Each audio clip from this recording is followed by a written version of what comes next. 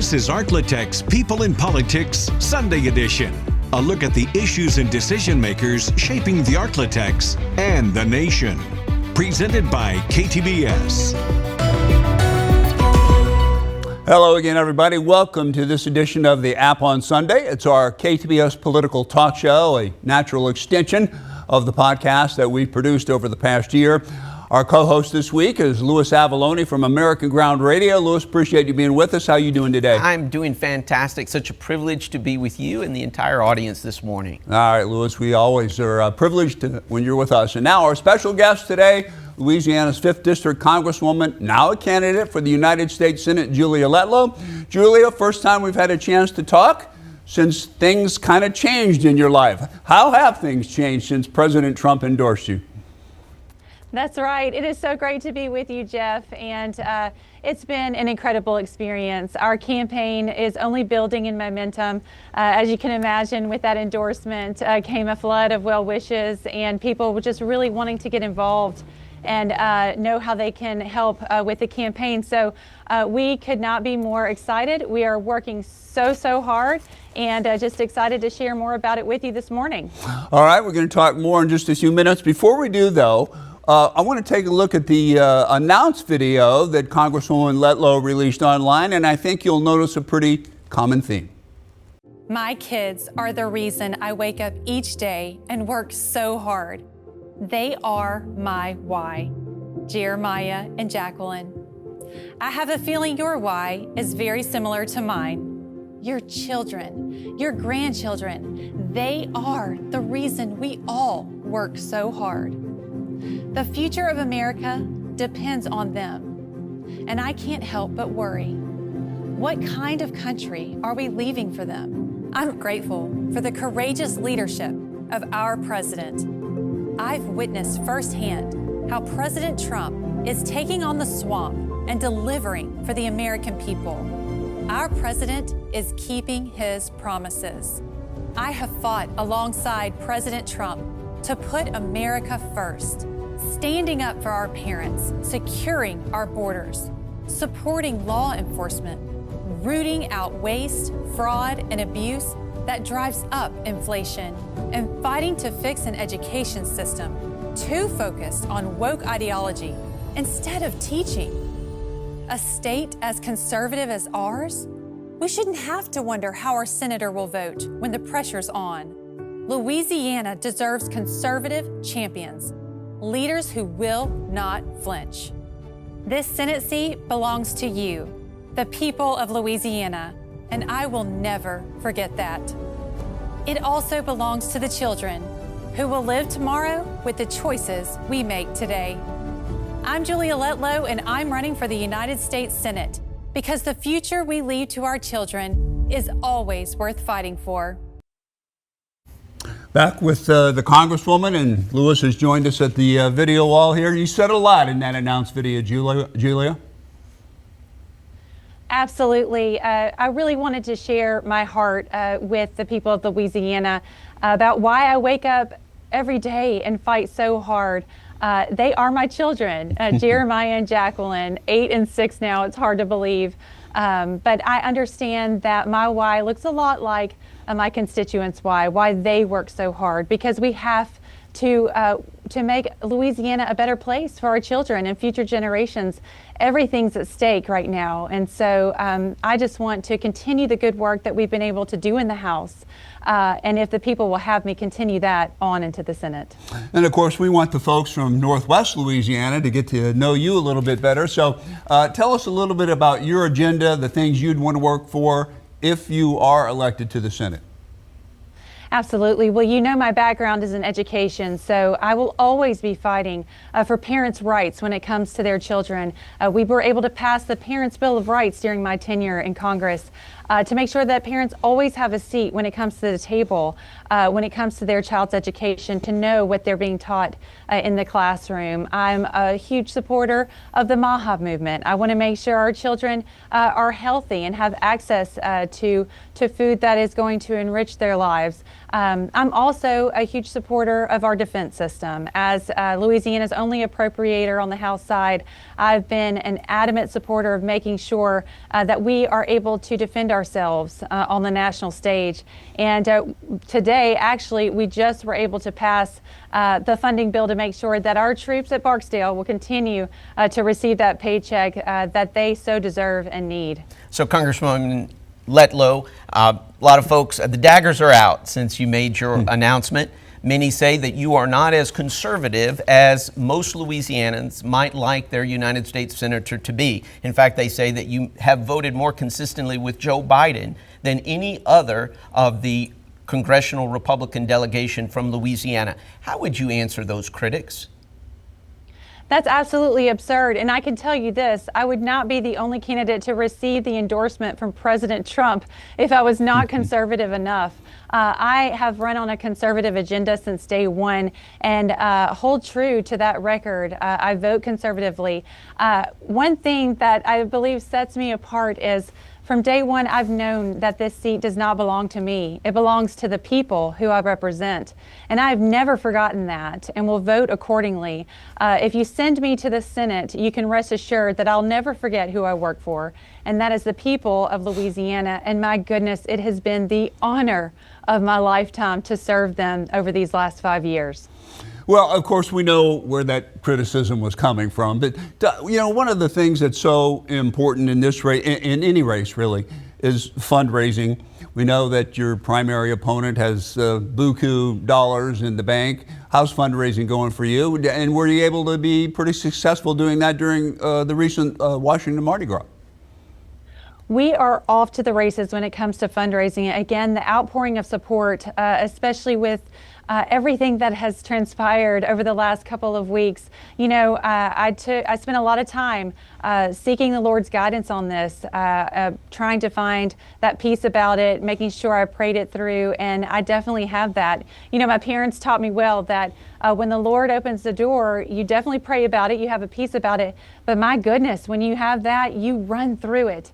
And I'm so encouraged by the groundswell of support that we've received so far, but it does not mean that this will be an easy race. And of course, as you know, that takes dollars to be able to share my message and share our story about why we hope the people will have an alternative to Bill Cassidy to vote for this upcoming election. So I'm going to be spending most of my time trying to build up those dollars so we can tell a positive story, enough with the negativity. All right, well, I think most people would agree with that. We're taking a quick time out. Back with more with Louisiana Congresswoman Julia Letlow, a candidate for the U.S. Senate, coming up on the other side of the break.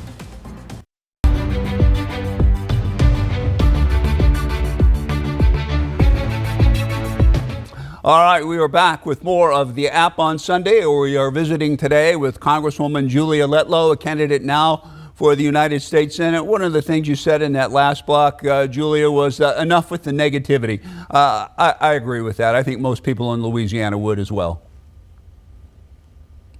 Thank you. I'm committed to running on my positive record and a positive campaign.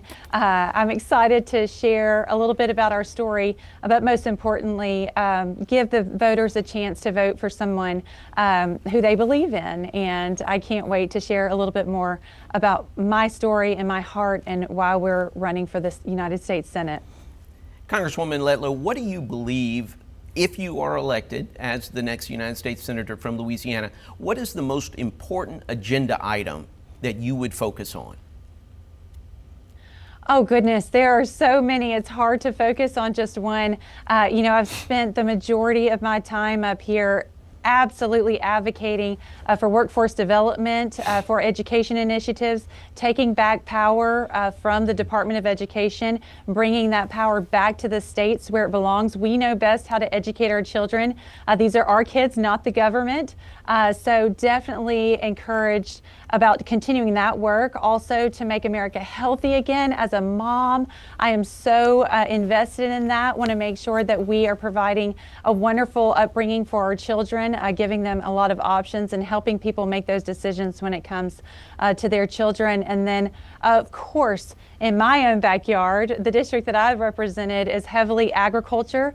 Agriculture is a matter of national defense. We have to be able to feed ourselves in order to defend ourselves. So we'll continue to support our farmers, producers, ranchers, loggers, the whole bit. And then again, I go back to defense and making sure that we are able to defend ourselves nationally is a huge motivator for me to make sure that our men and women in uniform have what they need, that they're supported, and then whenever they are finished with their service, that we support them as veterans. I've been able to work on a number of those issues to make sure that our veterans have everything that they need as well, because my goodness, they've given us their lives. That's the least we can do for them. So the list goes on and on. I could keep going.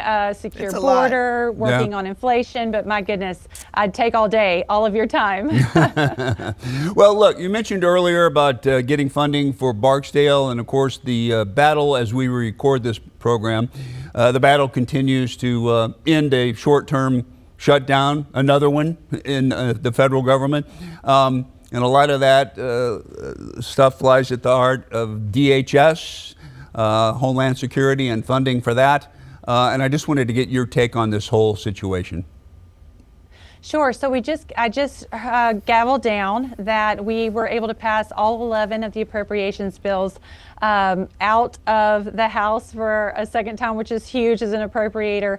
DHS is going to need a little bit more work. It's my understanding we'll have 2 more weeks where they will negotiate that through. But I trust the president and his administration and his policies to see that through. So I look forward to hopefully voting that one all the way through as well, so that for the first time in 30 years we can say that appropriators have passed all 12 bills out of the House of Representatives and sent over to the president to sign. That's getting back to what the Speaker always refers to as regular order, correct? Yes. Yes, that is music to my ears, Jeff. A regular order is the way the Founding Fathers intended it to go. I equate it a lot to how we run our households. We have checks and balances. We should not be spending more than we're bringing in. That's a whole nother story. But we should go back to regular order so that we can begin to work on this incredible deficit that we are placing on the backs of our children. I believe, gosh, it was probably 8-10 years ago, I was listening to my predecessor, Dr. Ralph Abraham, give a speech about the deficit, and he mentioned that we were $19 trillion in debt, and that blew my mind back then. And I think now we're approaching 38 trillion, wow. Yeah. Which is just remarkable in the worst way. We have to do something. And so through these appropriations bills, we've actually been able to cut back discretionary funding. And so I'm very proud of that as well.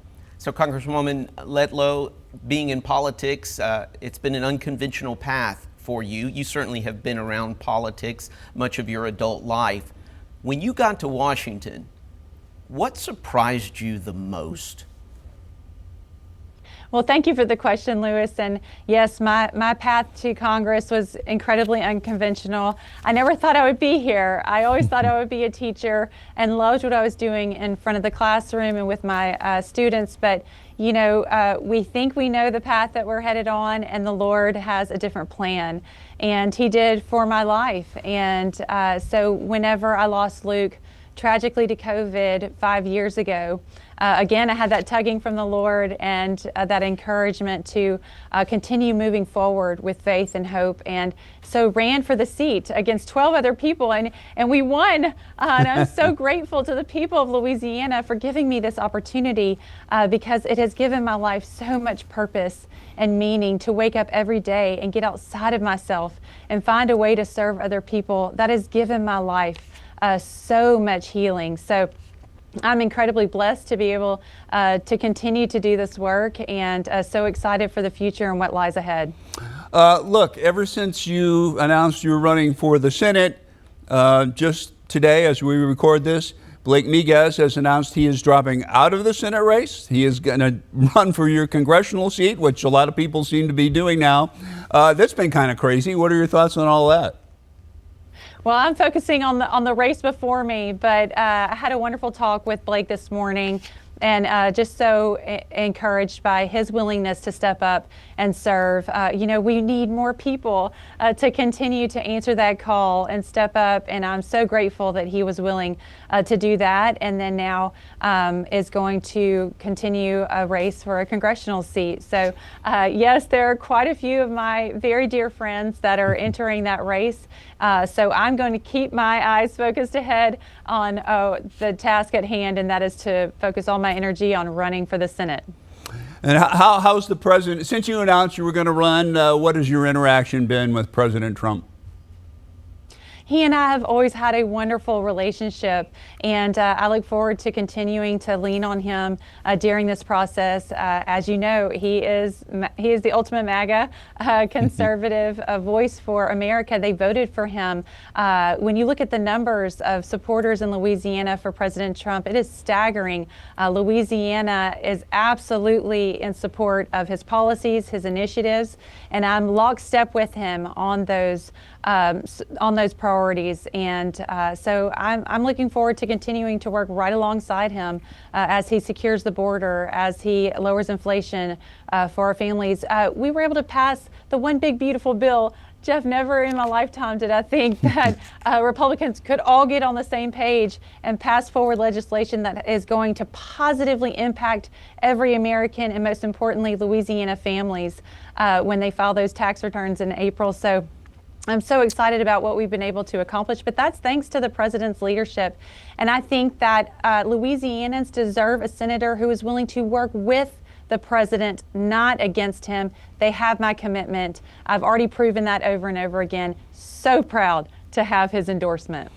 All right, time for us to pay some bills on a Sunday morning and positively influence our bottom line. We'll continue with Congresswoman Julia Letlow, now running for the Senate, right after we pay a couple of bills.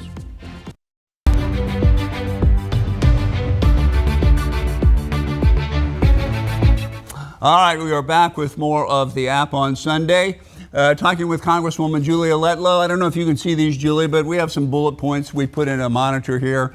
3 of them. In 2021, you won the special election when Luke, your husband, passed away after having won. You won with 65% of the vote. You were re-elected twice with, on average, about 65% of the vote as well. You do serve on a very powerful committee, the Appropriations Committee, which you've mentioned, and you were responsible for the Parents' Bill of Rights and the Farm Rescue Act in 2025. You've mentioned some of those, but let's talk a little bit more about when Luke passed away, and I knew Luke, and I'm sure Lewis knew Luke, and I know that was an incredible blow for you and your family, but it was amazing that you were able to pick up the pieces and go ahead and win that election. Well, thank you for giving me the opportunity. Anytime I can talk about Luke, it's a blessing to me. He taught me so much about public service. You know, it's not just about politics. It's not just about getting elected. What really matters is serving other people. And God forbid you ever have to call a congressman or woman because you need help with a federal agency. But when you do, someone needs to be there to be able to help you. And he taught me that the government should work for the people, not the other way around.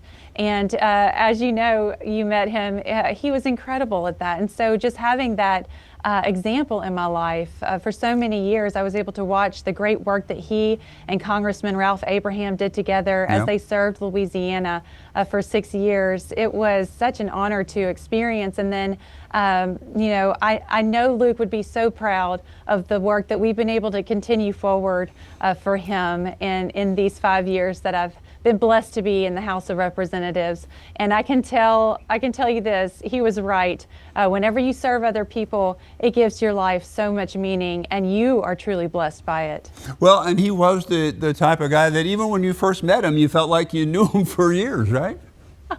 That's right. You know, Jeff, whenever we lost him, and I began that arduous process of calling through his Rolodex, every single person to tell them that I felt like the Lord was calling me to do this.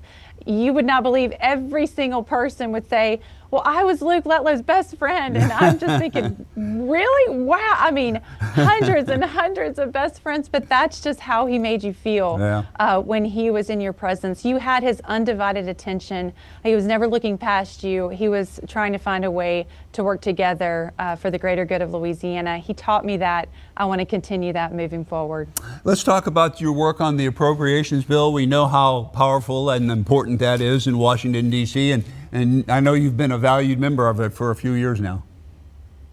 Oh, goodness. That work has been so tremendously effective for Louisiana. Again, going back to Luke, when he was running, he said, if you really want to deliver results for Louisiana, then you have to secure a place on the Appropriations Committee. And thankfully, through the amazing help from Majority Leader Steve Scalise and our Speaker Mike Johnson, who serve on that appointing committee, I was able to get that seat my freshman year, which is unheard of. And we've been able to deliver so many wins. You know, I was just talking to my team about, what are our top 5 or so community projects, direct community projects that we are the proudest of. And it's hard to choose the top 5 because so many of them are so important. You know, I can't help but think of being able to procure 2 generators for St. Francis Hospital. And when you talk about what they just went through in Northeast Louisiana, those generators were vital to keep that hospital up and running.